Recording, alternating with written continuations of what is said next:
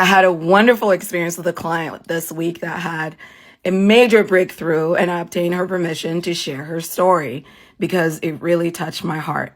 Hi, those of you that are new here, my name is Natalie. I talk about all things astrology, link in bio if you wish to schedule your appointment with me. Thank you, Jeanette, for allowing me to share your story. You are a phenomenal human, and I am so glad to be working with you. Just like Jeanette, I too used to have some serious control issues. And in astrology, you can look at a chart and tell, how serious are the control issues going to be versus not. There are some zodiac signs that simply cannot help themselves when it comes to control. They've got to have it.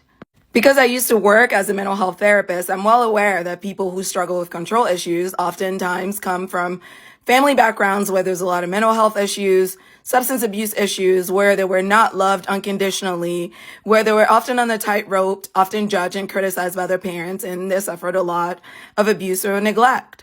You see, when children do not get the right kind of love and nurturing from their parents, they become fearful that they will be abandoned. And children know fundamentally that they need the parent to survive.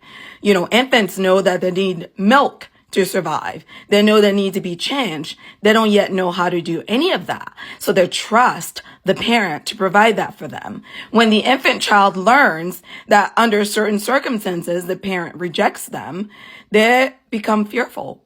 Because in that moment, it becomes clear to them that the love that is offered on earth is not unconditional. It's not like God's love. It comes with expectations.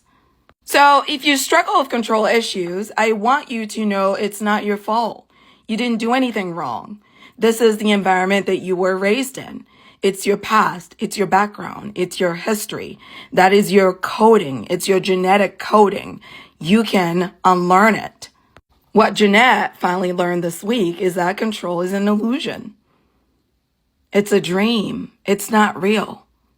She had the biggest aha moment when she said to me, "You are controlling because you think it makes you strong, when in reality, it makes you weak." So, being a control freak is actually a sign of weakness. It's a sign that you're living in fear. It's a sign that you do not trust life. You do not trust God. You do not feel good. You want to control things because you don't think things are going to go well. So you have an expectation of failure. Unlike fear, faith is about the expectation of greatness. The expectation of things going well, even though you have no evidence to suggest that they will. Faith is about love. It's about God. It's about trust. Fear is low vibrational. It's about lack.